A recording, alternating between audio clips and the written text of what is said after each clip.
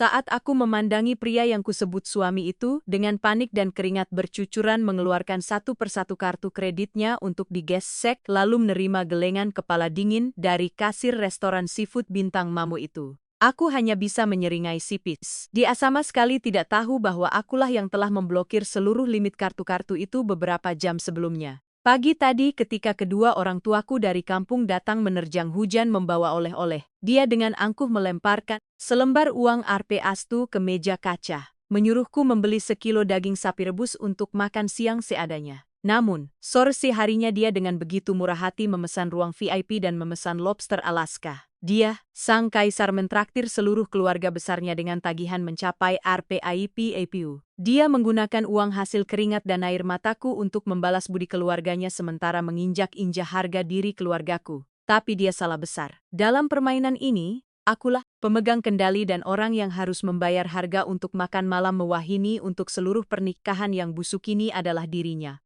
Pagi itu, musim hujan di Jakarta terasa begitu dingin. Butiran-butiran air hujan yang deras menghantam kaca jendela apartemen mewah kami di lantai Suap Pelamo. Aku sedang sibuk di dapur membuat secangkir kopi ketika bel pintu berbunyi dengan ragu-ragu. Begitu ku buka pintu, mataku menangkap pemandangan orang tuaku. Basah kuyup membawa 2 tas karung besar yang di dalamnya penuh dengan oleh-oleh dari kampung. Rambut ayah yang mulai memutih basah dan lepek di dahi. Jaket parasut ibu juga basah oleh rintik hujan melihatku. Ibu tersenyum lembut. Senyum yang mampu mengusir hawa dingin cuaca bapak dan ibu naik bus paling pagi ke sini. Ada beberapa ekor ayam kampung, selusin ikat sayuran segar dari kebun dan sedikit beras Cianjur yang wangi ibu bawa untuk kalian berdua. Akhir-akhir ini kamu kelihatannya kurus sekali. Hidungku terasa perih. Aku bergegas mengambil bawaan dari tangan mereka. Aku menegur dengan manja. Kenapa bapak sama ibu tidak telepon Kirana biar dijemput di terminal? Hujan-hujan begini nanti kalau sakit bagaimana? Saat aku sedang sibuk menuangkan air hangat untuk orang tuaku, pintu kamar tidur utama terbuka. Baskara suamiku keluar dengan wajah mengantuk, rambut acak-acakan dan masih mengenakan piut. Melihat mertuanya duduk di ruang tamu, raut wajahnya tidak bisa menyembunyikan kekesalan. Dia tidak tersenyum, tidak juga melangkah mendekat, hanya mengangguk dari jauh sebagai basa-basi. Bapak sama ibu baru sampai. Kenapa datang tidak bilang-bilang dulu? Biar saya bisa atur waktu. Orang tuaku melihat sikap dingin menantunya menjadi sedikit canggung. Ayahku buru-buru melambaikan tangan, senyumnya terasa kaku. Kami kebetulan ada urusan sekalian naik bus yang sama, jadi mampir sebentar. Tidak ingin mengganggu kalian. Kalian kan sibuk kerja. Kami duduk sebentar, nanti juga pulang. Mendengarnya, dadaku terasa sesak seolah diremas. Aku melotot ke arah Baskara, memberi Nyai syarat agar bersikap lebih sopan tapi dia sama sekali tidak peduli. Dia berjalan malas ke dapur, menuang segelas air putih lalu kembali ke ruang tamu. Dia merogoh saku celananya, mengeluarkan selembar uang Rp Salosien yang sudah cek dan melemparkannya ke atas meja kaca di hadapanku. Suara uang kertas yang bergesekan dengan kat dengar begitu memilukan. Hari ini aku banyak kerjaan di kantor, harus segera rapat. Kamu pegang Rp Saropine ini, nanti turun ke pasar kaget di bawah, beli sekilo daging sapi rebus saja, tambah sambal bawang. Sudah cukup untuk makan siang, bapak dan ibu. Orang tua makannya yang sederhana saja. Jangan aneh-aneh beli seafood atau daging mahal, boros. Nanti malah jadi penyakit. Suasana di ruang tamu seketika membeku. Keheningan yang menakutkan menyelimuti kami. Orang tuaku tertegun, senyum di bibir ibuku padam. Kedua tangannya yang kasar tanpa sadar saling meremas. Ayahku menundukkan kepala. Matanya terpaku pada selembar uang Rp Setomu yang tergeletak sendirian di atas meja. Rasa malu dan terhina terpancar jelas di wajah kedua orang yang telah melahirkanku. Hatiku terasa seperti ditusuk pisau berkali-kali. Rp Sotuloser untuk sebuah jamuan makan menyambut orang tuaku yang datang jauh-jauh dari kampung. Padahal apartemen mewah ini aku yang membelinya. Perusahaan desain interior tempatnya menjabat sebagai wakil direktur boneka juga aku yang mendirikannya. Aku yang menanam modal, aku yang mencari klien. Dia hanyalah seorang pria beruntung yang kebetulan menjadi suamiku, hidup bergantung pada keuanganku. Dan sekarang dia berani menggunakan kekikiran dan kehinaannya untuk menginjak-injak harga diri orang tuaku. Aku menarik napas dalam-dalam, mencoba menahan amarah yang membara yang ingin membaskar segalanya. Aku tidak bisa membuat keributan sekarang. Aku tidak ingin orang tuaku menyaksikan pertengkaran kami dan menjadi lebih sakit hati. Aku mengambil uang Rp dan itu dan melemparkannya kembali ke tubuh Baskara. Uangmu simpan saja baik-baik, orang tuaku datang. Aku tahu cara menjamunya. Kamu sibuk? Silakan berangkat kerja. Tidak perlu mengantar. Sikapmu kenapa begitu? Aku bicara begitu kan? Karena khawatir dengan kesehatan orang tua. Cari uang itu susah. Kamu boros, Ternonsi mengeluh. Sudahlah. Aku berangkat.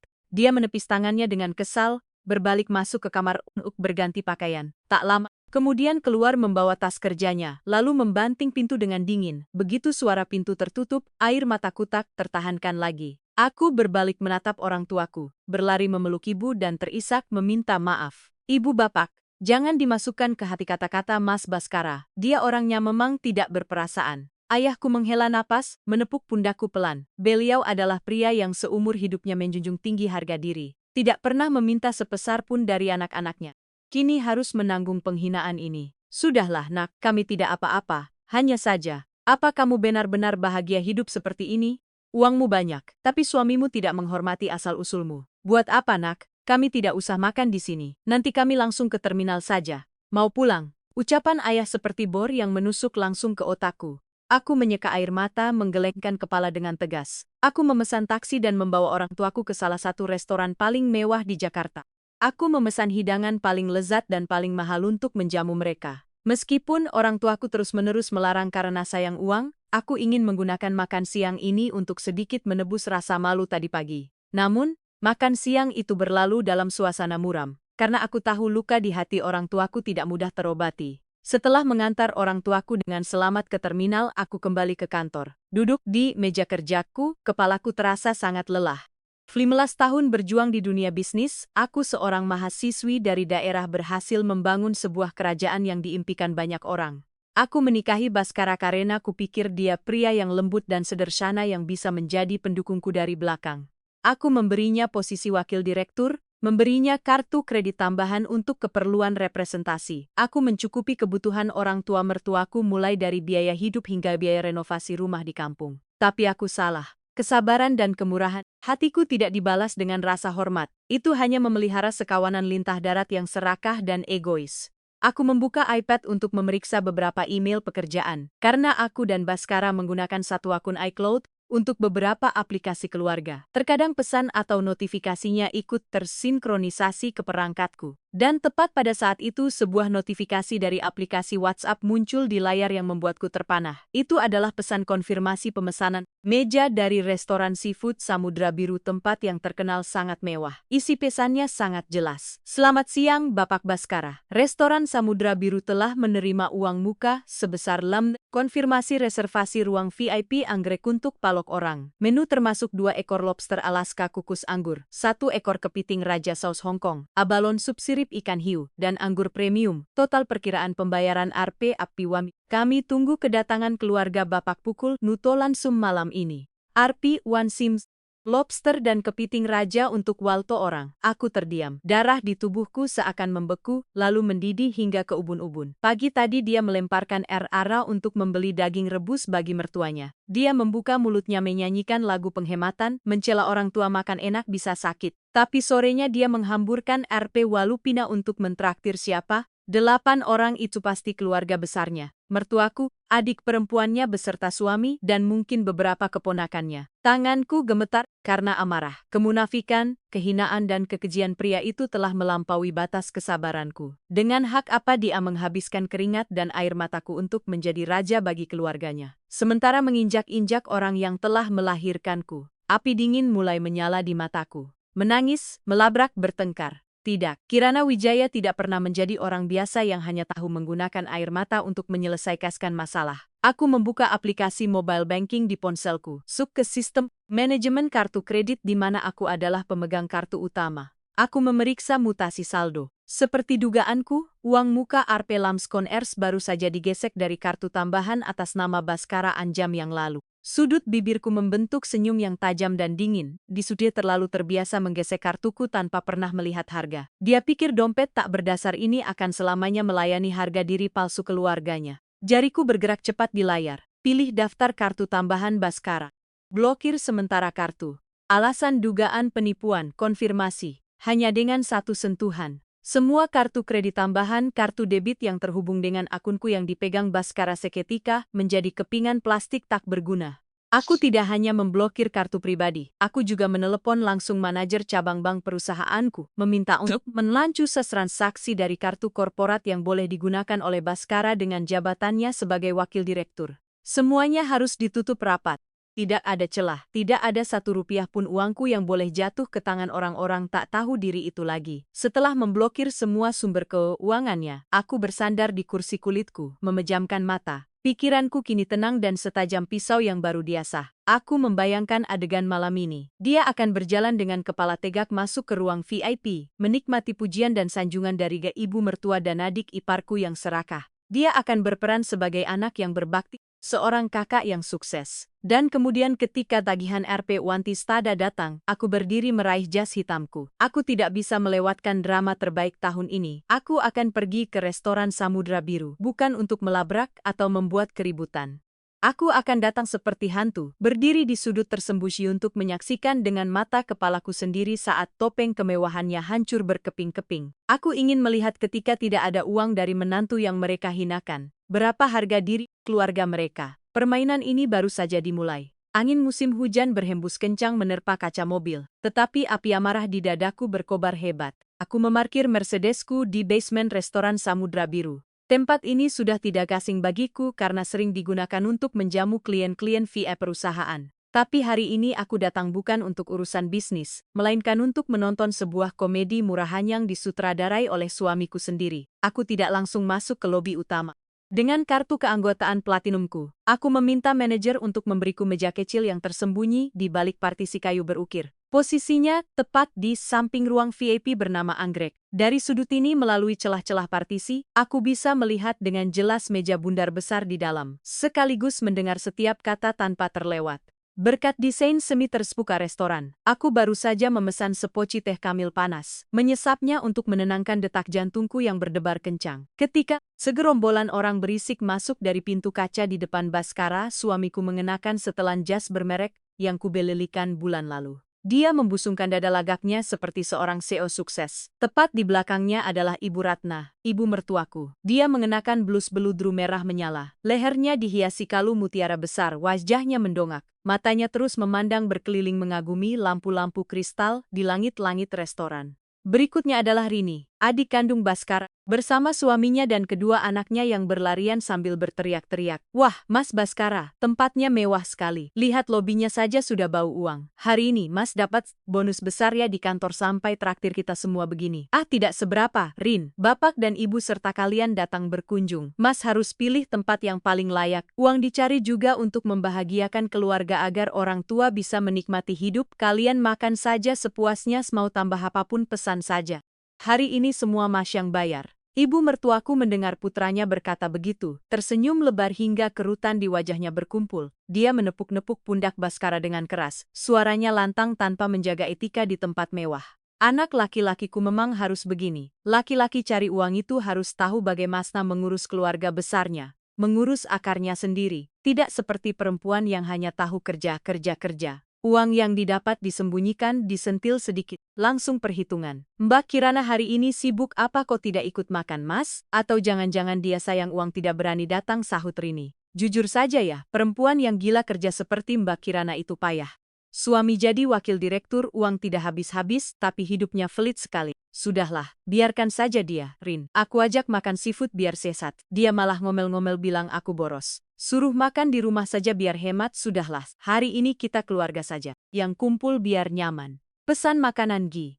Coba lihat menu lobster sama kepiting rajanya, enaknya dimasak apa, bilang sama pelayannya. Aku duduk di balik partisi, kedua tanganku terkepal di bawah meja hingga kuku menancap ke telapak tangan. Dia berani bilang aku mengomel. Dia berani bilang aku pelit.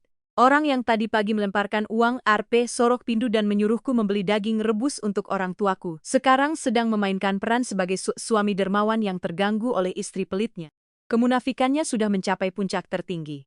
Beberapa menit kemudian, para pelayan mulai mendorong troli-troli berisi makanan ke dalam ruang VIP anggrek.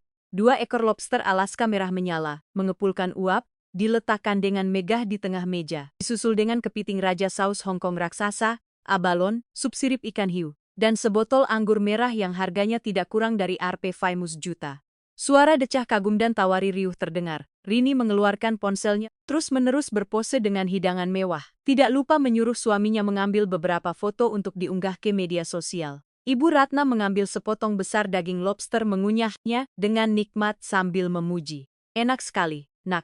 Memang uang tidak bohong. Seumur hidup ibu baru kali ini makan lobster sebesar lengan. Baskara memang anak yang berbakti dan hebat. Keluarga besar kita bangga sekali padanya. Biarkan dia yang pegang semua keuangan di rumah. Itu baru benar.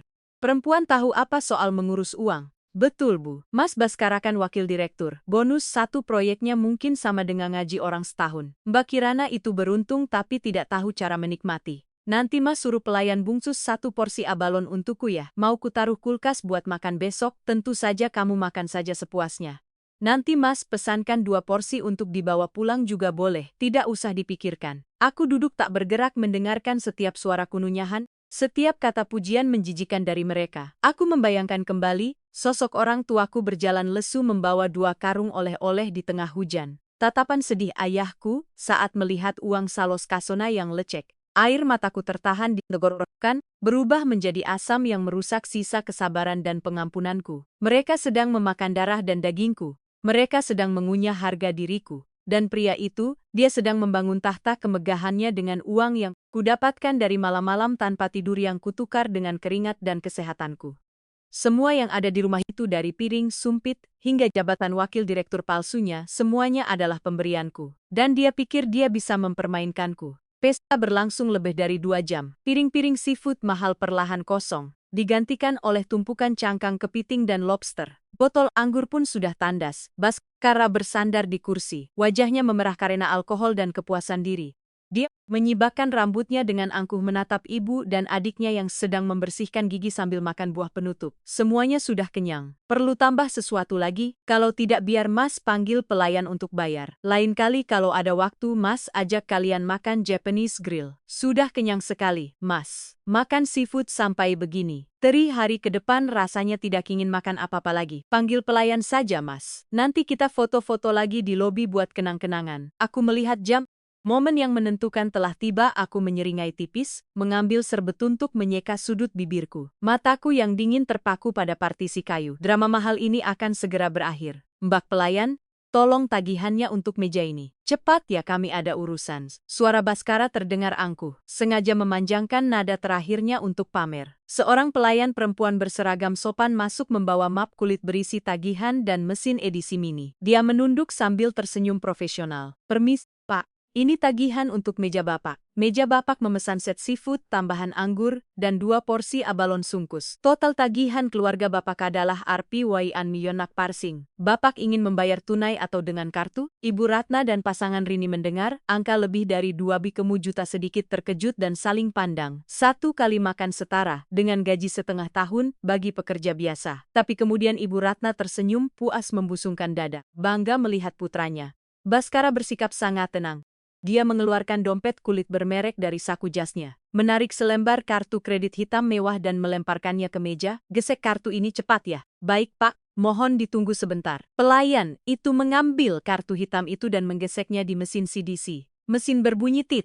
Gadis itu memasukkan jumlah tagihan dan meminta Baskara memasukkan PIN. Baskara dengan mahir menekan angka-angka melirik adiknya yang menatap kagum pada kartu saktinya. Namun, mesin CDC mulai berputar menunggu, lalu mengeluarkan stroke kecil disertai bunyi bip yang panjang. Pelayan itu melihat stroke alisnya sedikit berkerut. Maaf Pak? Mesin memberitahukan transaksi ditolak. Kartu Bapak terblokir atau limit tidak mencukupi. Apa Bapak punya kartu lain? Kartu saya ini kartu platinum, limitnya ratusan juta. Mana mungkin ditolak atau diblokir. Cek lagi mesinmu itu. Mungkin rusak. Bentak Baskara. Wajahnya menunjukkan kekesalan karena kehilangan muka di depan ibu dan adiknya. Gesek lagi. Pelayan itu dengan sabar menggesek kartu untuk kedua kalinya. Bunyi bip panjang yang sama mensali terdengar. Maaf Pak. Sistem bank memberikan notifikasi bahwa kartu diblokir atas permintaan pemegang kartu utama. Saya tidak bisa memprosesnya, mohon gunakan kartu lain Pak. Suasana di ruang VIP mulai berubah. Ibu Ratna berhenti membersihkan gigi. Tubuhnya mencondong ke depan. Rini juga ikut penasaran melihat mesin edisi itu. Keringat dingin mulai membasahi dahi Baskara. Dia merebut kartu hitam itu, berguma mengumpat, lalu mengeluarkan kartu lain berwarna biru dari dompetnya. Ini adalah kartu debit perusahaan yang biasa dia gunakan. Pasti Bang lagi ada maintenance system. Nih, gesek kartu perusahaan ini. Cepat, kerjanya lambat sekali. Pelayan itu mengambil kartu kedua menggesek sih, hasilnya sama. Mesin EDC menolak transaksi. Mas, Pak, kartu ini juga menunjukkan status diblokir. Restoran kami baru saja memproses pembayaran meja lain dan semuanya normal.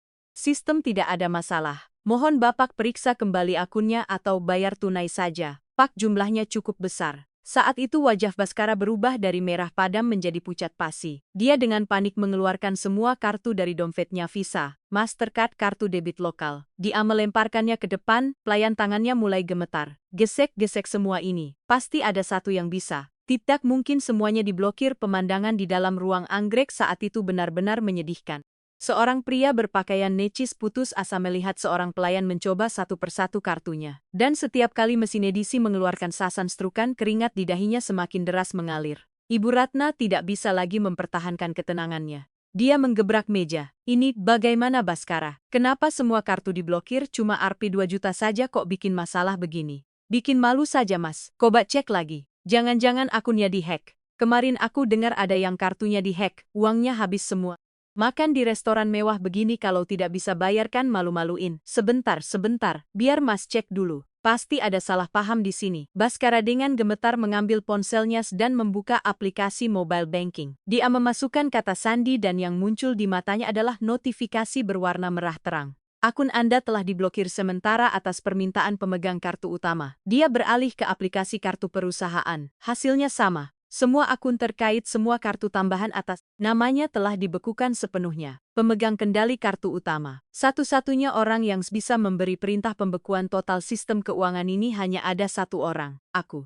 Dia mengangkat matanya yang penuh kebingungan. Tangannya yang memegang ponsel gemetar hebat. Dia buru-buru menekan nomorku untuk menelepon. Dari balik partisi kayu, aku melihat kepanikannya. Aku mendengar dering ponselku di dalam tas. Aku tidak mengangkatnya. Aku membiarkannya mendengar nada sambung yang panjang dalam keputusasaan. Sialan, angkat teleponnya. Kenapa jam segini tidak diangkat? Ada apa nak? Kartunya kenapa? Sekarang pakai uang apa untuk bayar? Ibu tidak bawa uang tunai banyak.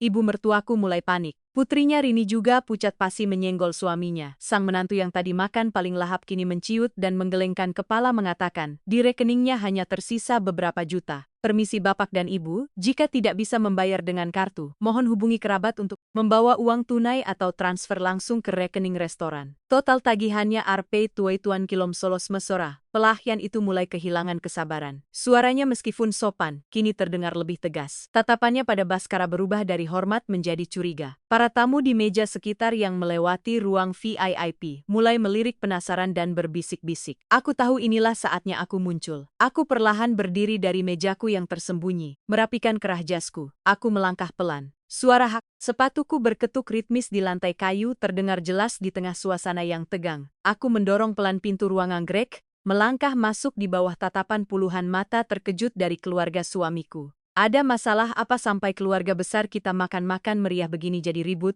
Kekurangan uang untuk bayar? Suaraku dingin dan datar tanpa emosi. Seluruh ruangan seolah membeku. Ibu Ratna ternganga. Tusuk gigi di tangannya jatuh ke meja. Rini terlonjak kaget, buru-buru menarik kedua anaknya mundur. Dan Baskara ketika melihatku matanya berbinar seperti orang tenggelam yang menemukan pelampung. Tapi seketika dia menyadari keanehan dalam tatapan dinginku dan senyum sinisku.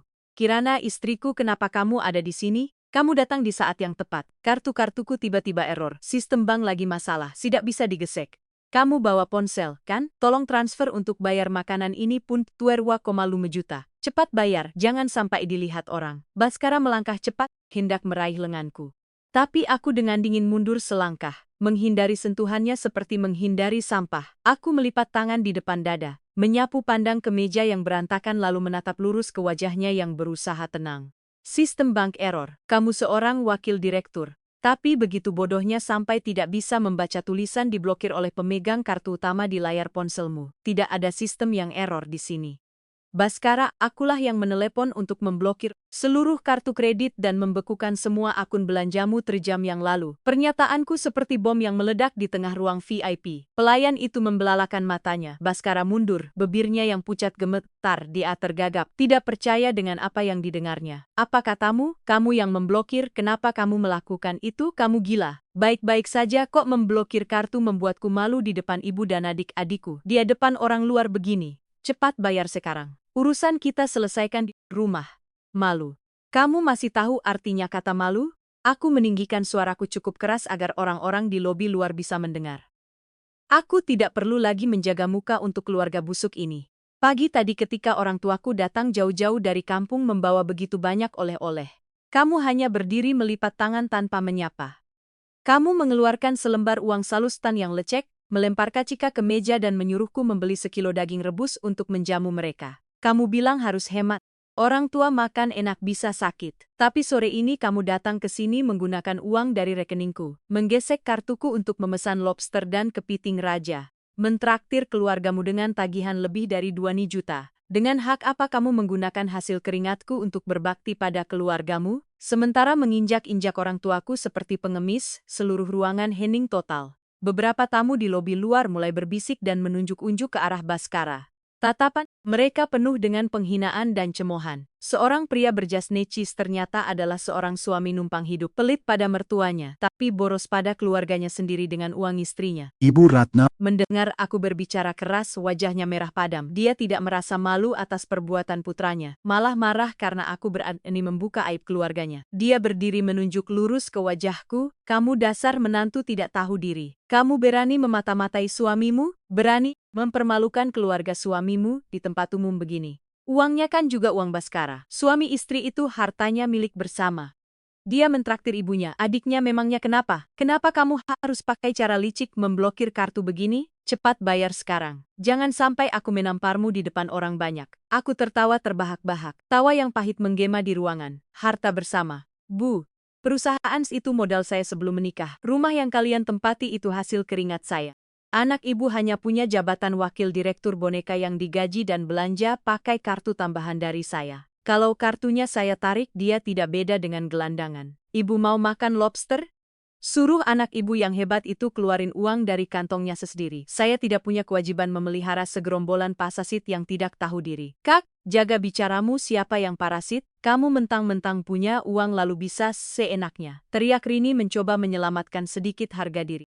Aku menoleh padanya, mataku setajam, silet. Kamu diam, parasit itu ya kamu. Baju yang kamu pakai, mobil yang kamu naiki, bahkan popok anakmu itu juga uang dari rekeningku yang diberikan lewat abangmu. Kamu ikut-ikutan ibumu menghina aku, pelit gila kerja. Ya, aku memang harus kerja banting tulang supaya kalian punya uang untuk datang ke sini. Pamer dan foto-foto media sosial. Nah, kalau mau pamer bayar sendiri. Saat itu manajer restoran masuk, wajahnya sangat serius. Dia sudah mendengar semuanya. Dengan sopan tapi tegas, dia memotong kekacauan itu. Maaf, Bapak, Ibu Sekalis, saya manajer di sini. Jamuan makan Anda sudah selesai. Total tagihannya Rp Tuan Milama Seklas. Jika Anda tidak bisa membayar, kami terpaksa harus memanggil pihak keamanan dan melaporkan ke polisi atas tindakan menggunakan jasa tanpa kemampuan membayar. Mohon maaf, siapa yang akan menyelesaikan tagihan ini? Manajer menatap Baskara. Baskara gemetar, matanya yang putus asa beralih padaku. Suaranya kini berubah menjadi rengekan memelas. Kirana, aku mohon tolong jaga mukaku sekali ini saja. Kalau sampai polisi datang, aku mau taruh di mana mukaku? Tolong bayarkan dulu. Nanti di rumah aku janji akan bersujud minta maaf pada bapak dan ibu. Aku akan jadi sapi perahanmu. Aku mohon, Kirana. Aku menatap pria hina yang sedang membungkuk di hadapanku. Hatiku tidak lagi punya sedikit pun rasa kasihan. Hanya jijik. Mukamu itu harganya cuman Rp1 untuk beli daging rebus Baskara. Aku datang ke sini bukan untuk membayar. Aku datang untuk mengkonfirmasi kepada pihak restoran bahwa aku Kirana Wijaya tidak ada sangkut pautnya dengan tagihan ini. Siapa yang makan, dia yang bayar. Aku menoleh pada manajer dan mengangguk sopan. Maaf atas keributan ini, Pak, makanan ini dipesan dan dinikmati atas nama Bapak Baskara. Saya tidak ikut serta dan tidak bertanggung jawab untuk membayarnya. Silakan Bapak berurusan langsung dengan mereka. Jika perlu, laporkan saja ke polisi. Setelah berkata begitu, aku mengambil tasku dan dengan angkuh berbalik pergi mengabaikan teriakan histeris Ibu Ratna, tangisan anak-anak Rini, dan permohonan putus asa Baskara di belakangku. Aku berjalan lurus ke lobi, tapi tidak langsung pulang. Aku berdiri melipat tangan di sudut tersembunyi dekat resepsionis untuk menyaksikan babak paling memalukan dari keluarga mereka. Manajer restoran memanggil satpam untuk menjaga pintu ruang VIP. Baskara menggeledah seluruh sakunya. Tidak punya uang tunai bahkan ajuta pun. Ibu Ratna buru-buru melepas kalung mutiara di lehernya membantingnya ke meja untuk digadaikan. Tapi manajer dengan dingin menolak, mengatakan mereka bukan pegadaian. Apalagi itu hanya mutiara imitasi murahan. Rini dan suaminya dipaksa menguras semua rekening bank mereka, tapi kartu kredit Rini juga diblokir karena itu adalah kartu tambahan dari Baskara yang sumbernya dariku. Di ATM-nya hanya tersisa Rp juta. Akhirnya di bawah tekanan satpam, Baskara terpaksa melepas jam tangan mewahnya yang juga hadiah ulang tahun dariku bersama 3 iPhone milik dia. Ibu Ratna dan Rini sebagai jaminan. Mereka harus duduk di lobi di bawah pengawasan satpam, menelepon ke sana kemari, meminjam uang dari teman dan kerabat untuk mengumpulkan puluhan juta rupiah demi menebus barang-barang mereka dan membayar tagihan. Melihat mereka panik dan memelas menelepon meminjam uang, di tengah bisik-bisik dan cemoohan tamu yang lalu lalang, dadaku terasa sangat lega. Topeng kemewahan, keanggunan, dan harga diri palsu keluarga mereka telah kuhancurkan tanpa ampun. Aku masuk ke mobil, menyalakan mesin, dan bergabung dengan hiruk-pikuk lalu lintas Jakarta. Pertarungan malam ini telah kenangkan dengan gemilang. Tapi aku tahu drama sesungguhnya masih akan berlanjut, Baskara pasti tidak akan terima dihina begini. Dia akan pulang dan mengamuk, dan aku sudah menyiapkan vonis mati untuk pernikahan busuk ini. Surat gugatan cerai dan perintah pengusiran dari rumah.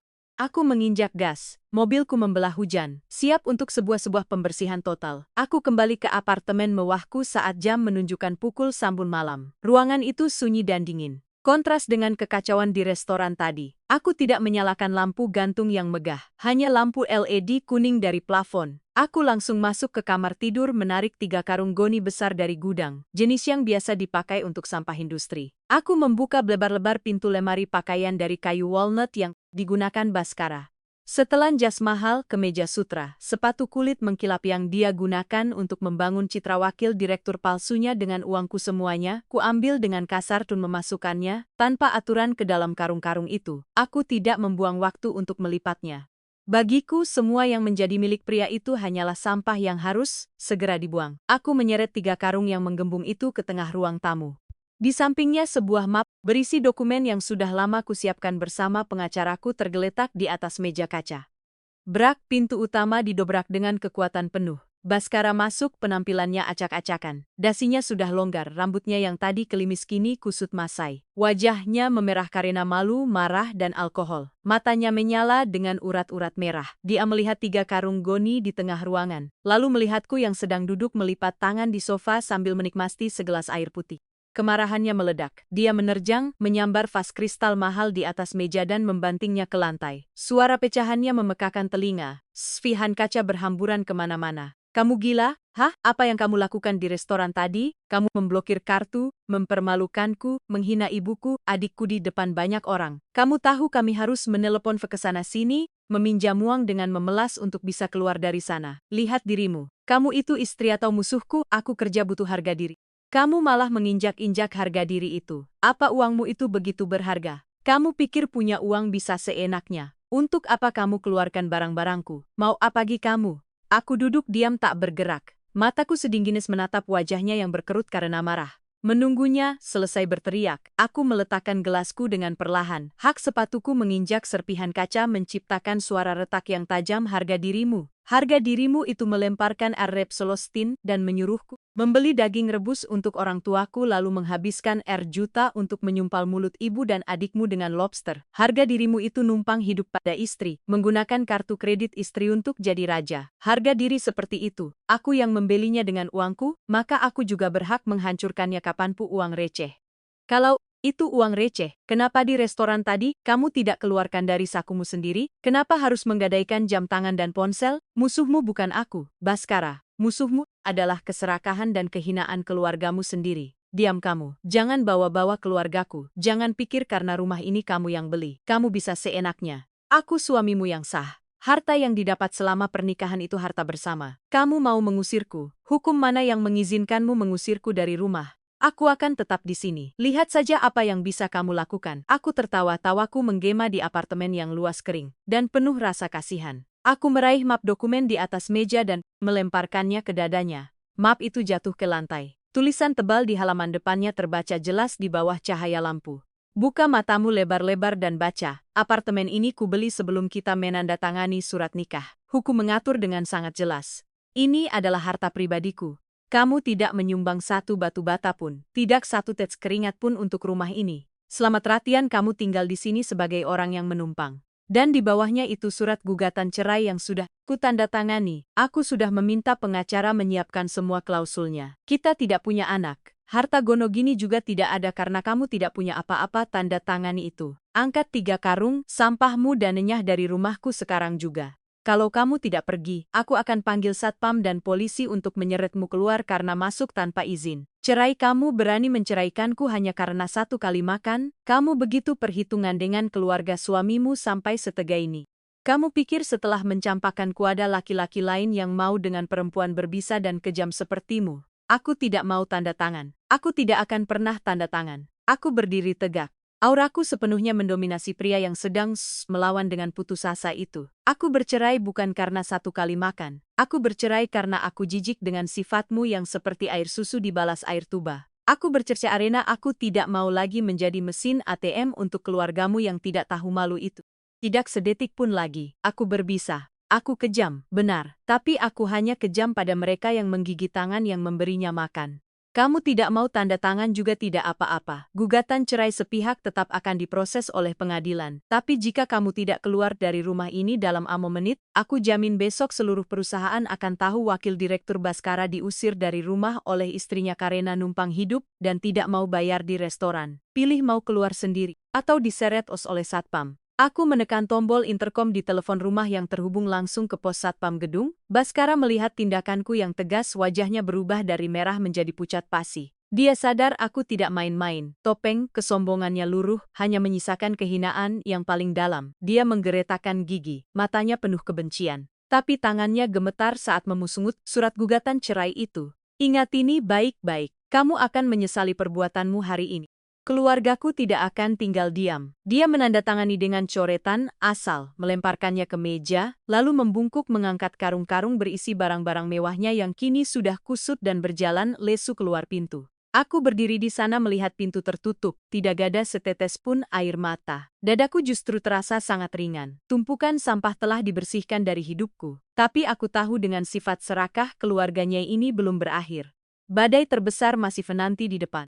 Keesokan paginya, Jakarta menyambutku dengan langit cerah setelah hujan panjang. Aku mengenakan setelan berwarna abu-abu. Riasan tajam melangkah dengan penuh keangkuhan memasuki kantor. Tak seorang pun di perusahaan tahu apa yang terjadi semalam. Semua orang masih menyapaku dengan hormat. Aku langsung masuk ke ruanganku sebagai direktur utama. Tidak duduk, melainkan langsung menelepon 2 orang terpenting. Bu Yanti, tolong bawa semua buku besar laporan keuangan perusahaan selama 2 tahun terakhir ke ruangan saya. Panggil juga Pak Sugi, pengacara kita. Segera ke sini, batalkan semua jadwal lain. Ini darurat. Bu Yanti, kepala akuntan perusahaan, adalah orang yang mengikutiku sejak awal merintis. Dia orang kepercayaanku. Kurang dari 15 menit, Bu Yanti dan Pak Sugi sudah berada di ruang kerjaku. Di atas meja, tumpukan berkas tebal tersaji. Aku mengunci pintu ruangan, memberi isyarat agar mereka duduk. Bu Yanti, Pak Sugi, mulai hari ini saya akan resmi bercerai dengan Baskara. Saya ingin kalian berdua memeriksa ulang seluruh aliran dana perusahaan, terutama pos-pos pengeluaran dan kontrak yang ditandatangani Baskara sebagai wakil direktur selama 2 tahun terakhir. Saya curiga dia tidak hanya numpang hidup dari uang pribadi saya, tapi juga menggerogoti aset perusahaan. Bu Yanti mengerutkan kening dengan cepat membuka satu map keuangan. Bu Kirana, sebenarnya ada beberapa biaya konsultasi dan pembelian material interior untuk proyek di luar kota yang ditangani langsung oleh Pak Baskara. Saya sudah merasa ada yang aneh sejak lama. Harga materialnya dinaikkan sekitar 30% dari harga pasar. Waktu saya tanya, Pak Baskara bilang itu biaya pelicin dan representasi, menyuruh saya tetap mengeluarkan uang. Karena dia suami ibu, saya tidak berani berbuat lebih jauh. Mataku menggelap. Pelicin, aku mengetukkan jari di atas meja kaca. Ibu, tolong segera cocokkan rekening penerima dari para pemasok itu. Cari tahu apakah ada hubungan dengan Baskara atau keluarganya. Pak Sugi, tolong bantu Bu Yanti memeriksa legalitas kontrak-kontrak ini. Jika ini kontrak fiktif, kita akan menuntutnya dengan pasal penggelapan aset. Ruangan hening hanya terdengar suara kertas dibolak-balik dan ketikan keyboard Bu Yanti. Hampir 2 jam berlalu keringat membasahi dahi Bu Yanti. Dia mengangkat kepala, matanya penuh keheranan dan amarah lalu mendorong layar laptop ke arahku. Ibu, lihat ini, 4 perusahaan, pemasok material yang dikontrak Pak Baskara semuanya perusahaan fiktif, tidak punya alamat kantor yang jelas. Aliran dana dari perusahaan kita setelah ditransfer ke rekening 4 perusahaan ini, semua ditarik tunai atau ditransfer lagi ke satu rekening pribadi atas nama Rini Wulandari. Aku berkedip, Rini Wulandari. Nama lengkap adik ipar tercintaku. Lanjutkan Bu Yanti. Berapa total uang yang dia keluarkan? Dihitung sejak awal tahun lalu sampai sekarang. Total kerugian kita hampir 4 miliar. Dan yang lebih parah Bu, saya baru saja minta tolong teman di bank untuk memeriksa riwayat transaksi rekening Rini Wulandari. Sekitar sulah bulan lalu, rekening ini melakukan transfer keluar sebesar 3 miliar dengan keterangan pembayaran apartemen The Peak Tower Tulas Ataha. Apartemen itu atas nama Rini Wulandari. Brak, aku menggebrak meja kerja. Amarahku meledak seperti gunung berapi. Rp 4 miliar. R miliar hasil keringat dan air mataku. Hasil kerja keras puluhan karyawan perusahaan telah digerogoti oleh suami hinaku. Disalurkan keluar untuk membeli apartemen mewah bagi adiknya. Pantas saja Rini selalu menyindirku pelit. Sementara dia sendiri tidak punya pekerjaan tetap dan suaminya pengangguran tapi bisa ganti mobil dan hidup mewah. Ternyata aku memelihara sarang semut api di rumahku sendiri. Mereka tidak hanya menghisap darahku lewat kartu kredit, mereka bersengkol untuk menguras seluruh kerajaanku. Pak Sugi, sang pengacara membetulkan letak kacamatanya. Suaranya tegas. Ibu, Direktur, dengan bukti-bukti ini perbuatan Bapak Baskara sudah memenuhi unsur pidana penggelapan aset dan penipuan dalam jabatan. Jumlahnya yang mencapai Rp 4 miliar masuk dalam kategori hukuman yang sangat berat. Kita bisa segera melaporkannya ke polisi ekonomi. Apartemen milik saudari Rini itu karena dibeli dengan uang hasil kejahatan juga bisa disita oleh pihak berwenang. Aku berdiri berjalan mondar-mandir, senyum dingin tersungging di bibirku. Belum Pak Sugi, kalau kita lapor polisi, sekarang, mereka akan mengelak. Mencari cara menghilangkan aset atau berpura-pura ini hanya konflik keluarga, saya mau mereka merasakan penghinaan paling memalukan. Sama, seperti yang mereka lakukan pada orang tua saya. Bu Yanti, tolong cetak semua salinan aliran dana, kontrak fiktif, dan sertifikat kepemilikan apartemen Rini itu buat jadi 3 set berkas. Aku menoleh ke jendela memandang lalu lintas di bawah. Pertarungan ini tidak akan kulakukan secara diam-diam. Aku akan menyerang langsung ke wajah mereka, merobek lapisan moralitas palsu yang selalu mereka banggakan. Aku akan membuat mereka tahu bahwa uang Kirana Wijaya bukanlah sesuatu yang bisa mereka telan dengan mudah. Pukul 9 pagi keesokan harinya, suasana di lobi resepsionis perusahaanku pecah oleh teriakan-teriakan keras. Dari ruang kerjaku, aku sudah bisa mendengar suara cempreng Ibu Ratna diselingi tangisan meraung-raung dari Rini. Aku tersenyum dingin, mengangkat cangkir tehku dan menyesapnya. Semut-semut api itu datang sendiri ke sarangku. Panggil si Kirana itu keluar, dasar menan sapu kurang ajar. Perempuan berbisa, mentang-mentang punya uang lalu seenaknya mengusir suaminya tengah malam. Panggil direktur kalian ke sini biar satu kantor ini tahu muka aslinya. Ibu Ratna mengamuk di lobi melemparkan majalah-majalah di meja tamu. Rini sambil menggendong anaknya duduk di lantai. Pura-pura menangis histeris untuk menarik perhatian puluhan karyawan yang penasaran. Kak Kirana, jahat sekali. Cak, Mas Baskara kerja banting not utang untuk perusahaan. Bawa banyak proyek tapi kakak cemburu buta. Kakak blokir kartunya, usir dia tanpa uang sepeser pun. Orang tua kami datang dari kampung juga diusir. Kakak tidak punya hati nurani. Satpam perusahaan tampak bingung. Hendak maju untuk menenangkan. Tapi aku sudah membuka pintu ruanganku. Melangkah keluar dengan sikap tenang dan berwibawa. Dia belakangku. Pak Sugi dan Bu Yanti mengikuti. Melihatku, Ibu Ratna seperti lintah kena garam. Menerjang hendak menunjuk wajahku tapi satpam berhasil mengsalanginya. Kamu keluar juga akhirnya. Kamu pikir bisa sembunyi. Cepat panggil Baskara pulang. Kembalikan kartu kreditnya lalu berlutut minta maaf pada keluarga kami. Aku masih berbaik hati menganggapmu menantu. Kalau tidak, kuobrak-abrik perusahaan ini, kusebarkan aibmu di media sosial sampai kamu tidak bisa cari makan. Aku berdiri 2 langkah darinya, melipat tangan di dada. Mataku menatap datar pada adegan murahan mereka. Mertua? Oh mantan mertua, Anda sedang membuat keributan di perusahaan saya. Mau menyebarkan aib saya? Boleh. Hari ini saya juga ingin menunjukkan pada seluruh karyawan, saya pada seluruh dunia wajah asli keluarga Anda semuanya silakan lihat ke sini. Aku semberi isyarat pada Bu Yanti. Bu Yanti segera menyalakan proyektor di lobi yang terhubung ke layar LED besar. Gambar pertama yang muncul bukanlah hal asing rekaman CCTV dari restoran Samudra Biru malam sebelumnya. Adegan Baskara panik, menggesek kartu yang gagal. Ibu Ratna menggebrak meja memaki pelayan dan adegan mereka, sekeluarga, harus menggadaikan jam tangan dan ponsel untuk membayar utang. Semuanya terpampang jelas. Bisik-bisik karyawan mulai terdengar. Mereka menunjuk dan menertawakan betapa menyedihkannya pria yang pernah menjadi wakil direktur mereka. Wajah Ibu Ratna memerah padam, dia tergagap. Rini langsung berhenti menangis, buru-buru menutupi wajahnya. Itu baru hidangan pembuka. Suaraku terdengar tegas, menggema di seluruh lobi. Ibu bilang anak ibu kerja banting tulang. Adik ipar, kamu bilang aku pelit, Bu Yanti. Slide berikutnya. Layar LED langsung menampilkan salinan rekening koran, kontrak-kontrak fiktif, dan aliran dana yang ditandai merah menyala menunjuk langsung dari rekening perusahaan ke rekening atas nama Rini Wulandari. Buka mata kalian lebar-lebar dan lihat. Rape par miliar. Anak kesayangan ibu wakil direktur terhormat kalian bersekongkol dengan adik kandungnya, mendirikan perusahaan fiktif, memasukkan dokumen untuk menggelapkan par miliar dari perusahaan saya. Uang itu kemana? Aku melemparkan setumpuk berkas ke lantai tepat di depan Rini. Uang itu dipakai untuk membeli apartemen mewah yang sedang kamu tinggali itu. Rini, kamu berani menceramahiku, menuduhku gila kerja. Sementara kamu hidup mewah dari hasil keringat, air mata dan darahku. Kalian bukan keluarga. Kalian adalah gerombolan perampok terorganisir. Bukti terpampang jelas di depan mata.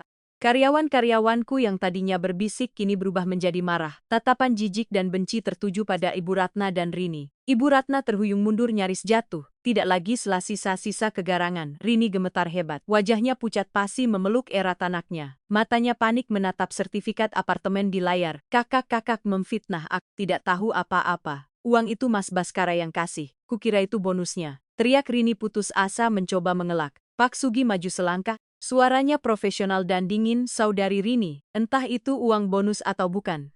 Biar pihak penyidik yang menentukan, kami sudah melengkapi berkas laporan pidana ke Kepolisian Ekonomi. Perbuatan Bapak Baskara adalah penggelapan dalam jabatan, dan Anda dengan menerima dan menggunakan uang hasil kejahatan sudah masuk dalam kategori turut serta melakukan kejahatan dan pencucian uang. Apartemen Anda akan segera disegel untuk kepentingan penyidikan. Mendengar kata disegel dan penyidikan, Ibu Ratna benar-benar hancur. Dia jatuh terduduk di lantai menangis histeris. Tapi kali ini bukan tangisan sandiwara melainkan tangisan ketakutan. Ya Tuhan, Baskara, kenapa kamu sebodoh ini? Nak, Kirana, Ibu, mohon. Nak, kasihanilah adikmu, dia masih muda, jangan jebloskan dia ke penjara. Aku menatap orang-orang yang bersujud di kakiku tanpa sedikit pun rasa kasihan. Kesabaranku sudah habis saat uang Rp1.000 tuh dilempar ke meja. Masih muda. Merampok miliar. Anda bilang masih muda. Silakan Ibu menangis di depan hukum. Satpam, usir mereka dari perusahaan saya. Jika mereka masih berani berkeliaran di sini, segera hubungi 113 atas tuduhan mengganggu ketertiban umum. Aku memberi perintah tegas. Para satpam tidak lagi segan. Mereka maju dan menyeret Ibu Ratna dan Rini keluar dari pintu kaca. Teriakan dan tangisan mereka perlahan menghilang. Aku berbalik menatap seluruh karyawan yang terdiam, menarik napas dalam-dalam, dan mengumumkan dengan lantang semuanya kembali bekerja.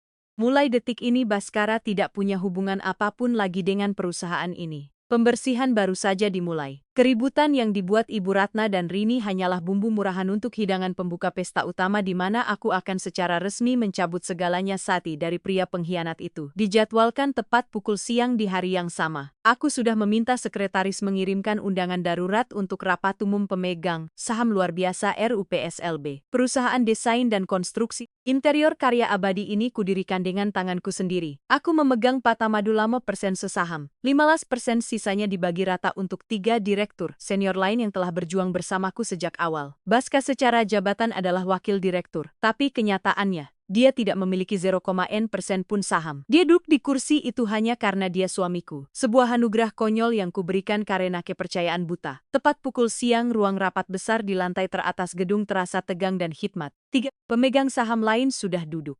Di hadapan mereka, ada tumpukan berkas keuangan tebal yang telah disiapkan Bu Yanti. Pak Sugi duduk di sebelahku, wajahnya dingin, memegang map berisi dokumen-dokumen hukum. Pintu terbuka, Baskara masuk. Berbeda dengan penampilannya yang menyedihkan semalam, hari ini dia mengenakan setelan biru navy yang rapi, rambutnya kembali kelimis. Dia sengaja mengangkat kepala, berjalan percaya diri menuju kursi kosong di sebelahku seolah tidak terjadi apa-apa. Dia masih berhalusinasi bahwa meskipun aku marah, meskipun ibu dan adiknya diusir tadi pagi, di perusahaan ini, dia tetaplah wakil direktur yang berkuasa. Maaf semuanya, saya telat beberapa menit. Ada sedikit urusan mendadak di proyek selatan yang harus diselesaikan lewat telepon. Baiklah, mari kita mulai rapatnya. Kirana, kamu mengumpulkan kami semua mendadak begini. Ada proyek baru. Baskara dengan santai menarik kursi hendak duduk. Sikap tak tahu malunya membuat tiga pemegang saham lain mengerutkan kening dan saling bertukar pandang jijik. Aku tidak menatapnya, hanya mengetuk-ngetuk pulpen ke meja kaca berdiri. Siapa yang mengizinkanmu duduk di kursi itu? Kamu, kenapa Kirana? Aku ini wakil direktur UPS. Ya, tentu saja aku harus duduk di jajaran direksi. Urusan rumah tangga jangan dibawa ke kantor, bikin malu saja. Nanti malam kita selesaikan serumah. Ini Freps luar biasa. Kamu tidak memiliki satu lembar saham pun di PT Karya Abadi. Kehadiranmu di sini hari ini bukan sebagai pimpinan, tapi sebagai terdakwa yang akan diinterogasi dan diberi sanksi.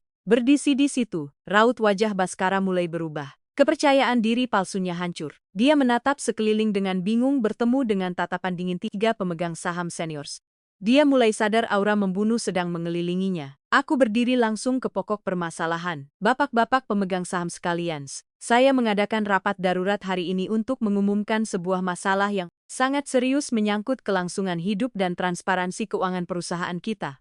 Selama 2 tahun terakhir dengan menyalahgunakan jabatan wakil direktur yang diembannya, Bapak Baskara telah memalsukan dokumen bekerja sama dengan perusahaan fiktif untuk menaikkan harga material di 3 proyek luar kota. Seluruh selisih dana telah disalurkan keluar masuk ke kantong pribadi keluarganya. Total kerugian diperkirakan mencapai 4 miliar. Fitnah. Jangan mengarang cerita.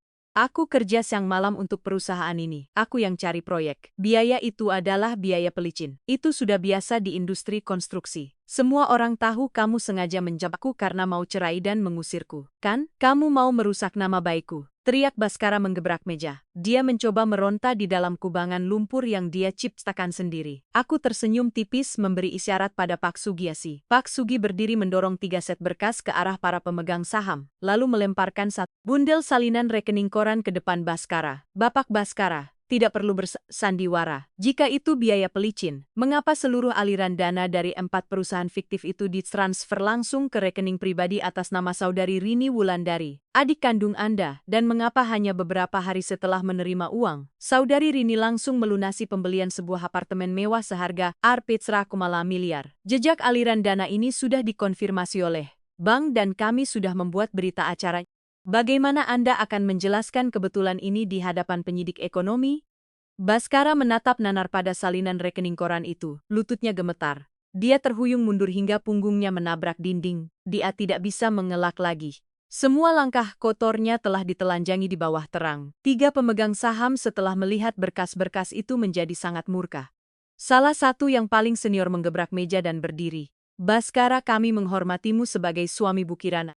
Makanya selama ini kami tutup mata atas ketidakmampuanmu. Kami biarkan kamu duduk di kursi itu untuk citra perusahaan, bukan untuk menggerogoti keringat kami. Orang yang tidak tahu berterima kasih sepertimu, perusahaan ini tidak bisa menampungmu sedetik pun lagi. Aku melanjutkan ucapan pemegang saham itu. Suaraku setegas paku yang ditancapkan. Berdasarkan bukti-bukti yang tidak terbantahkan, sebagai ketua dewan direksi sekaligus direktur utama perusahaan, saya secara resmi mengumumkan pencabutan seluruh jabatan dan wewenang Bapak Baskara di PT Karya Abadi diberhentikan dengan tidak hormat, efektif mulai detik ini juga. Kirana, kamu tidak bisa melakukan ini padaku.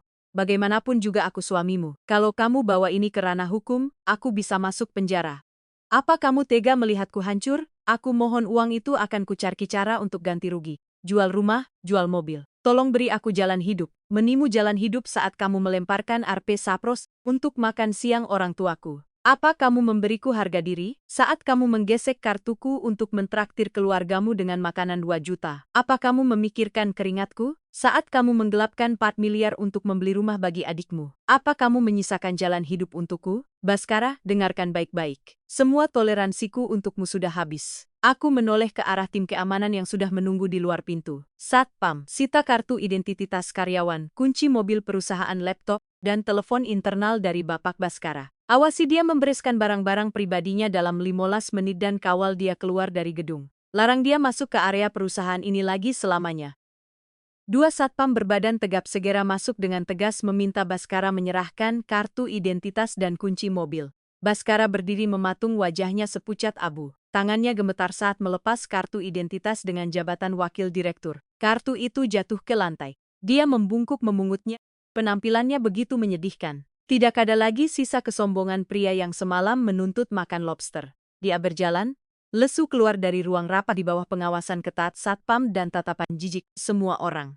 Takhta palsu yang dia bangun dengan uangku telah runtuh. Dibuang dari perusahaan dengan tangan kosong. Baskara resmi menjadi gelandangan. Dia tidak berani pulang ke apartemenku karena tahu satpam tidak akan mengizinkannya masuk. Dia terpaksa mendatangi apartemen yang dibelinya untuk adiknya dengan uang curian. Tapi hidup memang adil. Orang serakah tidak pernah tahu arti persaudaraan. Begitu mendengar Baskara dipecat dan terancam penjara, Rini dan ibunya langsung berubah sikap. Ibu Ratna menangis menyalahkan Baskara karena menyusahkan keluarga. Sementara Rini mencari alasan untuk tidak membukakan pintu. Takut polisi datang menyita aset dan menyeretnya. Dibuang oleh darah dagingnya sendiri. Baskara terpaksa menyewa sebuah penginapan kumuh di pinggiran kota dengan sisa uang receh di dompetnya. Tapi orang seperti Baskara yang terbiasa numpang hidup dan berhalusinasi tidak akan mudah menerima nasib ini. Di desa kesudut menghadapi utang 4 miliar yang harus dikembalikan jika tidak mau dipenjara. Dia mulai memikirkan rencana paling gila dan akad. Dia tahu aku sedang mempersiapkan gugatan. Waktunya tidak banyak. Dia butuh uang dalam jumlah besar secepatnya untuk menutupi kerugian itu atau setidaknya untuk menyewa pengacara dan kabur. Maka dia memikirkan satu konspirasi terakhir yang paling keji. Melalui jaringan gelap yang pernah dikenalnya saat masih menjabat, Baskara berhasil menghubungi sebuah organisasi kredit ilegal yang biasa memberikan pinjaman berbunga tinggi dengan jaminan aset perusahaan. Dia menelepon seorang pria bernama Dodo Preman. "Bang Dodo, gua ada proyek besar. Perusahaan gua punya sebidang tanah proyek di kawasan industri Karawang. Nilainya di atas kertas enggak kurang dari Uni miliar. Tanah bersih belum dijaminkan ke bank. Gue mau gadain tanah ini ke abang. Butuh cepat 1 miliar tunai. Prosedur gue yang ngurus semua." Melalui alat sadap yang sudah dipasang tim IT-ku di ponselnya, aku duduk di ruang kerjaku dengan dingin mendengarkan seluruh kesepakatan kotor ini. Dodo Preman di ujung telepon tertawa. "Lo bercanda segara satu. Jakarta juga tahu lo baru ditendang sama bini lo dari perusahaan. Lo punya hak apa mau gadain tanah perusahaan? Mau nipu gue lo?" "Tenang, bang. Surat pecat gue itu baru diumumkan internal. Belum diupdate di sistem pendaftaran perusahaan nasional. Di surat izin usaha, gue masih wakil sah kedua punya wewenang tanda tangan kontrak jaminan. Gue cuma butuh stempel perusahaan. Semua beres. 1 miliar. Abang potong aja 2 miliar buat bunga di muka. Gue cuma terima 5 miliar.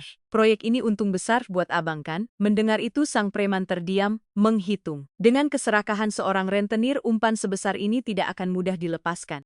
Dia setuju dengan syarat Baskara harus membawa sertifikat hak milik SSM asli dan stempel perusahaan ke markasnya untuk menandatangani kontrak langsung. Baskara girang dan menutup telepon. Tapi masalah terbesarnya sekarang adalah bagaimana mendapatkan SSM asli dan stempel perusahaan. Sejak kejadian itu, aku sudah memperketat keamanan kantor. Semua dokumen penting dan stempel disimpan di dalam berangkas pintar di ruang kerjaku dengan kamera pengawas Soa Polokonga Sepon. Baskara tahu persis lokasi berangkas itu, dan dia juga tahu kata sandinya karena aku pernah ceroboh membiarkannya melihat. Tapi dia tidak bisa masuk begitu saja melewati gerbang satpam. Dia butuh orang dalam, dan orang itu tidak lain adalah kepala regu satpam malam bernama Tono. Tono adalah seorang penjudi pernah meminjam sejumlah ciluang dari Baskara saat masih menjabat. Baskara diam-diam menemuinya di sebuah warung kopi. "Pak Tono, saya butuh ambil beberapa dokumen pribadi yang ketinggalan di ruang direktur. Nanti malam pas giliran Bapak jaga, tolong matikan sistem CCTV di koridor lantai Palako selama 15 menit saja. Saya masuk ambil barang lalu langsung keluar. Beres urusan utang Bapak yang juta saya anggap lunas, saya kasih tambahan juta lagi tunai." Sang satpam silau karena uang dan ingin utangnya lunas mengangguk setuju, mondar etika profesinya. Mereka menyusun skenario yang tampaknya sempurna. Tengah malam itu, Baskara mengenakan jaket hitam, topi, dan masker menyelinap ke pintu basem parkir perusahaan. Tono sudah membukakan satu pintu samping sekaligus mematikan CCTV di area tangga darurat dan koridor lantai Walta. Baskara berjalan mengendap-endap menaiki tangga yang gelap. Keringat membasahi dahinya.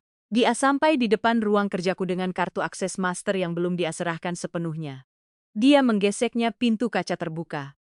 Dia menyelinap masuk, menyalakan senter kecil dan langsung menuju lukisan di dinding, tempat berangkas tersembunyi. Dia dengan gemetar menekan angka-angka sandi. Titit, ceklek. Pintu berangkas terbuka. Cahaya senter menyorot tumpukan berkas berisi SAHM tanah di Karawang dan kotak beludru merah berisi stempel perusahaan. Baskara buru-buru menyambar semuanya, memasukkannya ke dalam ransel di dadanya. Dia menghela napas lega, bibirnya menyeringai seolah baru saja menang lotre. Dia menutup pintu berangkas dengan hati-hati, keluar mengikuti rute yang sama dan menghilang dengan aman ke dalam kegelapan malam.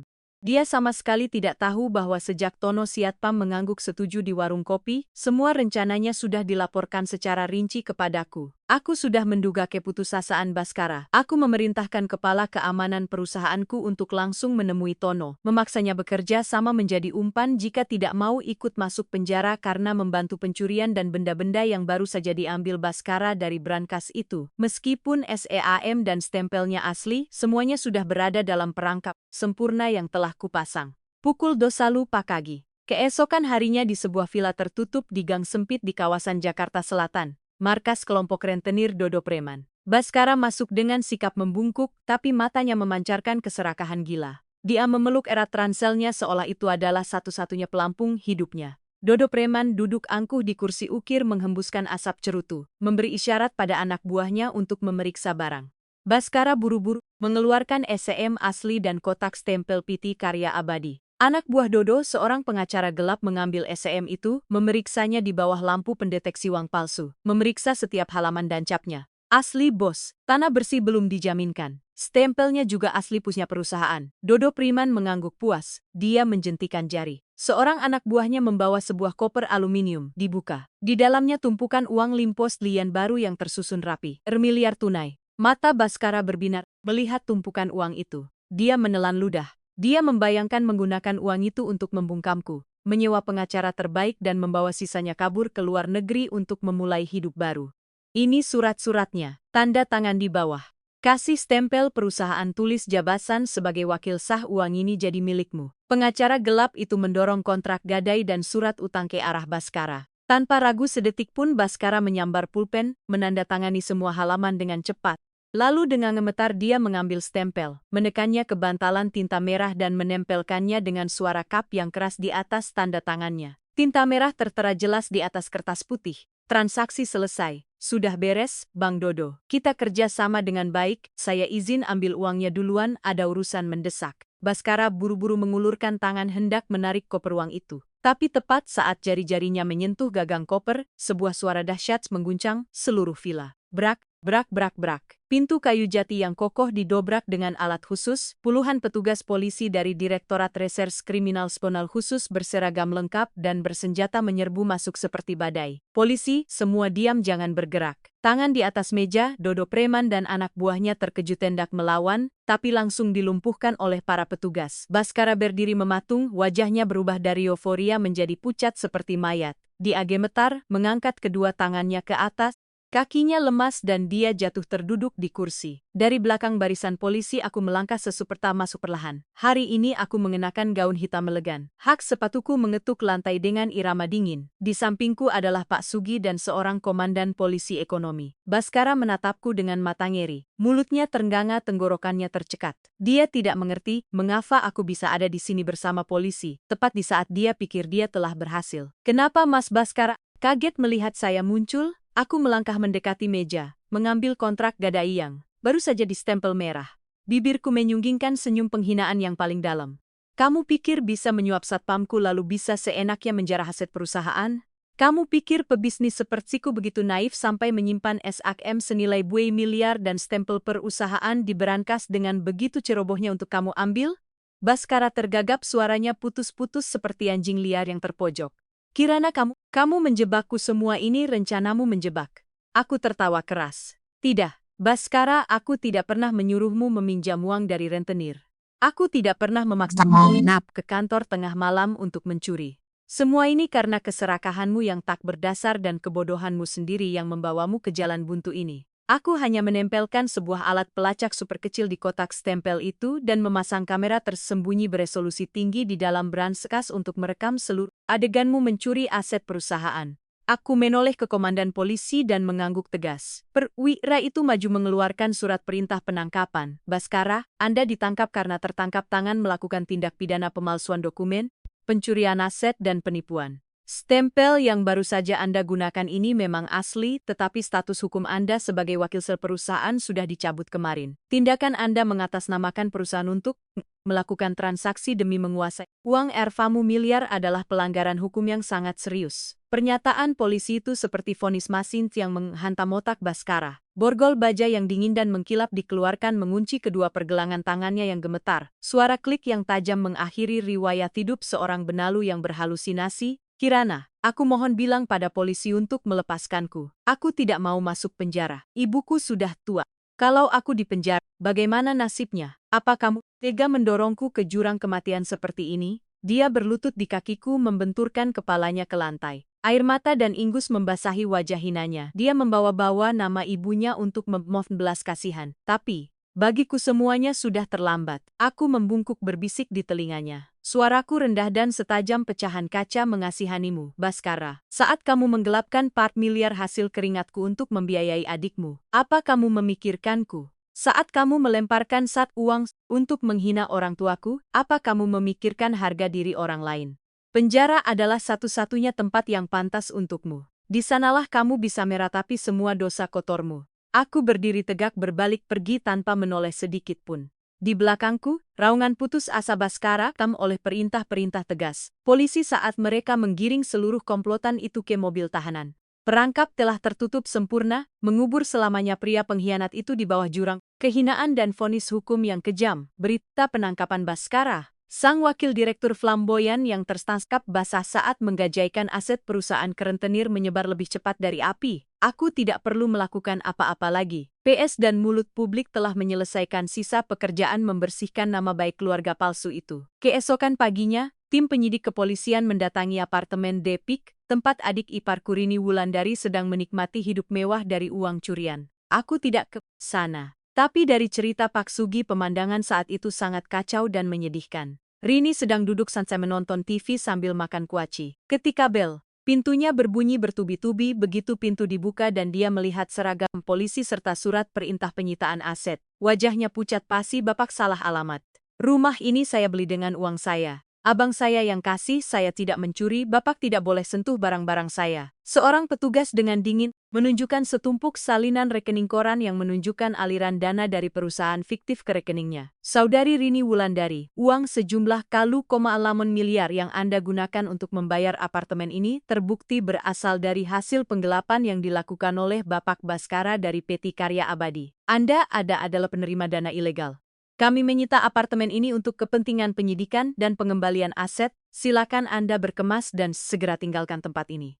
Jika Anda melawan, kami akan melakukan tindakan paksa. Mendengar itu, Rini jatuh terduduk meraung-raung suaminya yang pengecut yang biasanya hanya tahu menikmati, kini ikut gemetar, buru-buru memasukkan pakaian ke dalam kantong plastik. Mereka diusir dari apartemen mewah di siang bolong di hadapan tatpan penasaran dan bisik-bisik tetangga. Kesombongan dan kebiasaan menghisap darah orang lain akhirnya harus dibayar dengan harga yang sangat mahal. Tapi itu belum puncaknya. Sore harinya saat aku baru selesai membereskan pekerjaan, resepsionis memberitahu ada seseorang yang berlutut dan menangis di lobi memaksa bertemu denganku. Aku turun dan tidak terkejut melihat Ibu Ratna. Perempuan yang selalu angku itu kini tampak tua dan kuyu. Rambutnya acak-acakan, matanya bengkak, melihatku. Dia tidak lagi memaki. Dia merangkak, memegang ujung celanaku, membenturkan kepalanya ke lantai marmer yang dingin. Kirana, Ibu mohon, nak, Ibu sujud padamu. Pukul, maki Ibu, tidak apa-apa. Tapi tolong selamatkan Baskara. Dia ditahan polisi, katanya dia akan dipenjara puluhan tahun. Dia akan suamimu, Kirana. 1 hari jadi suami istri, 1 hari kebaikan. Tolong dia cabut laporannya. Ibu mohon.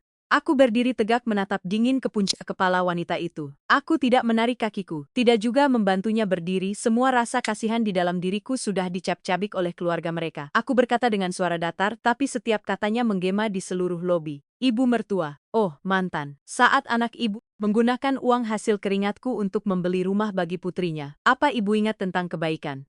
Saat anak ibu menghabiskan wati juta untuk mentraktir keluarga ibu, lalu melemparkan uang stay yang memalukan untuk orang tuaku. Apa ibu ingat kalimat itu? Tidak, ibu tidak ingat. Ibu hanya merasa puas karena bisa menguras uangku. Ibu membiarkan anak ibu mencuri. Ibu dan putrimu tertawa di atas penderitaanku. Sekarang anak ibu terjerat hukum karena keserakahannya sendiri. Ibu datang ke sini memohon belas kasihan. Dia tidak sengaja, nak. Itu karena ibu yang menyuruhnya. Ibu yang akan menanggung semua dosanya. Biar ibu yang masuk penjara, tapi jangan dia. Dia belum punya anak. Masa depannya masih panjang. Ucapannya semakin membuatku muak. Aku dengan dingin menepis tangannya. Hukum bukan pasar untuk tawar-menawar. Anak ibu memalsukan stempel, mencuri aset perusahaan, melakukan penipuan. Semua kejahatannya sudah jelas. Polisi sudah menetapkan kasus ini. Saya tidak punya hak untuk mencabut laporan. Dan kalaupun punya, saya tidak akan pernah mencabutnya. Saya ingin dia membayar setiap rupiah yang dia curi, setiap penghinaan yang dia timpakan pada keluarga saya. Aku menoleh ke arah satpam. Tolong antar ibu ini keluar. Mulai sekarang, siapapun yang berhubungan dengan keluarga Baskara dilarang masuk ke area perusahaan. Hubungi polisi jika mereka datang lagi. Saya tidak punya waktu untuk meladeni kriminal dan keluarganya. Aku berbalik pergi di belakangku. Tangisan Ibu Ratnayang memilukan perlahan menghilang. Mereka telah menghancurkan mangkuk nasi yang kuberikan. Kehancuran mereka hari ini bukan karena kekejamanku, tapi karena hukum karma telah tiba tepat pada waktunya. Sulus bulan kemudian, Pengadilan Negeri Jakarta Pusat terasa dingin dan hikmat. Hari ini adalah sidang putusan kasus pidana Baskara .SC sekaligus sidang ini akan menyelesaikan gugatan cerai kami. Aku duduk di barisan kursi korban mengenakan setelan hitam yang elegan. Rambutku disanggul rapi. Di sebelahku Pak Sugi siap dengan tumpukan bukti yang tak terbantahkan. Dia belakangku. Orang tuaku hadir. Aku ingin mereka melihat bagaimana putri mereka dengan gagah berani merebut kembali kehormatannya. Pintu sel terbuka. Dua petugas mengawal Baskara masuk ke kursi pesakitan. Aku hampir tidak mengenalinya. Dia kurus kering, rambutnya dipangkas pendek, kulitnya pucat, dan matanya cekung. Baju tahanan bergaris biru putih tampak kebesaran di tubuhnya. Dia menatap sekeliling, melihat ibu dan adiknya yang menangis terseduh-seduh. Lalu dia melirikku. Saat melihat tatapan dinginku, dia cepat-cepat menunduk. Bahunya bergetar setelah jaksa membacakan dakwaan yang panjang, membeberkan setiap perbuatan kejinya dari menggelapkan 4 miliar hingga mencuri SHM untuk menipu. Semua bukti dari rekening, koran, video CCTV berangkas ditayangkan. Hakim ketua mengetuk palu. Terdakwa Baskara, apakah Anda mengakui perbuatan dalam dakwaan? Apa pembelaan Anda? Baskara menangis mencoba memainkan kartu terakhirnya. Saya mengaku yang mulia, tapi saya tertekan. Istri saya terlalu hebat. Dia menguasai segalanya. Dia meremehkan saya dan keluarga saya. Saya hanya ingin membantu adik saya. Saya khilaf. Pembelaannya membuat seisi ruangan mencibir. Sampai detik terakhir pun dia masih menyalahkan kehebatanku. Izin bicara yang mulia. Aku berdiri. Suaraku lantang dan berat. Pembelaan terdakwa adalah kebohongan. Dia bilang saya meremehkannya. Selama tahun saya menanggung seluruh biaya hidup keluarganya. Memberinya mobil. Memberinya jabatan wakil direktur dengan gaji tertinggi. Meski kemampuannya nol, saya yang membungkusnya dengan kemewahan. Tapi balasannya dia menghina orang tua, saya. Pagi itu dia melemparkan tas tovun untuk makan siang. Orang tua saya yang datang dari kampung. Tapi sorenya dia menghabiskan 2 juta untuk mentraktir keluarganya. Seseorang yang menghargai mertuanya dengan pusata. Tapi rela menggelapkan 4 miliar untuk adiknya tidak punya hak bicara soal tekanan. Dia hanya serakah hina dan berjiwa pencuri. Saya minta hukum ditegakkan seberat-beratnya tanpa ampun. Kata-kataku yang tajam membuat Baskara menunduk dalam-dalam. Setelah jeda, hakim kembali dan membacakan putusan. Menimbang semua bukti, majelis hakim menyatakan terdakwa Baskara terbukti secara sah dan meyakinkan bersalah melakukan tindak pidana penggelapan, penipuan, dan pemalsuan dokumen secara berlanjut. Menjatuhkan hukuman pidana penjara selama 11 tahun. Memerintahkan terdakwa mengembalikan kerugian sebesar Rp1 miliar kepada PT Karya Abadi. Mengabulkan gugatan cerai dari penggugat Kirana Wijaya, menyita dan melelang apartemen milik saudari Rini Wulandari untuk ganti rugi. Palu diketuk sebelah tahun penjara, masa muda kehidupan dan semua ilusi pria pengkhianat itu resmi terkubur di balik jeruji besi. Baskara diborgol dan diseret pergi. Dia tidak lagi menatapku. Dia tahu di antara kami kini ada jarak antara dua dunia. Satu kebebasan yang angkuh, satu lagi kegelapan penjara. Keluar dari gerbang pengadilan, udara tesasa lebih segar. Angin meniup rambutku membawa aroma kebebasan. Orang tuaku menunggu di bawah pohon. Ibuku memelukku dengan air mata berlinang. Sudah selesai, nak. Putri ibu sekarang bisa hidup tenang. Ayahku tersenyum bangga. Beberapa bulan setelah putusan apartemen Rini dilelang, uangnya kembali ke kas perusahaanku. Keluarga Baskara hancur lebur. Ibunya harus pulang kampung menanggung malu. Rini dan suaminya hidup susah di kontrakan sempit parasit. Jika kehilangan inangnya akan layu dengan sendirinya. Sedangkan aku, PT Karya Abadi semakin berjaya. Para mitra bisnis semakin menghormati ketegasan dan integritasku. Kontrak-kontrak besar terus berdatangan, aku sibuk tapi dalam kebahagiaan. Suatu pagi di musim gugur yang cerah, aku menghadiahkan diriku dan orang tuaku liburan mewah selama 2 minggu di sebuah resor bintang di Bali. Aku memesan villa pribadi dengan kolam renang menghadap laut, menyewa koki pribadi untuk memasak hidangan laut terbaik untuk orang tuaku. Bukan untuk pamer seperti yang dilakukan mantan suamiku, tapi sebagai perwujudan cinta dan penghormatan untuk mereka yang telah melahirkanku. Sore itu berjalan di tepi pantai saat matahari terbenam, ibu menggenggam tanganku. Ibu, lihat kamu lebih banyak tersenyum sekarang. Kirana melihatmu bahagia begini baru kami benar-benar tenang. Anggap saja masa lalu itu mimpi buruk. Setelah bangun, hiduplah dengan cemerlang ya, nak. Iya bu, mulai sekarang hidupku hanya akan ada kebahagiaan dan kebanggaan. Aku tidak akan pernah membiarkan siapapun menyakitiku, dan terutama tidak akan pernah membiarkan siapapun menghina bapak dan ibu lagi. Aku menarik napas dalam-dalam, merasakan asinnya udara laut. Di hadapan samudra yang luas, aku menyadari sebuah kebenaran. Nilai seorang perempuan tidak terletak pada siapa suaminya, tetapi pada kemandirian pikiran yang jernih dan kemampuannya untuk berdiri di atas kakinya sendiri. Jangan pernah serahkan kunci hidupmu pada orang yang tidak menghargainya. Kebaikan yang salah tempat hanya akan memelihara iblis. Tetapi ketegasan dan kecerdasan akan membuka jalan menuju fajar yang cemerlang. Langit di kejauhan mulai gelap. Tapi aku tahu di dalam hatiku, sebuah fajar yang baru, yang paling cemerlang dan bebas baru saja benar-benar dimulai. Ya,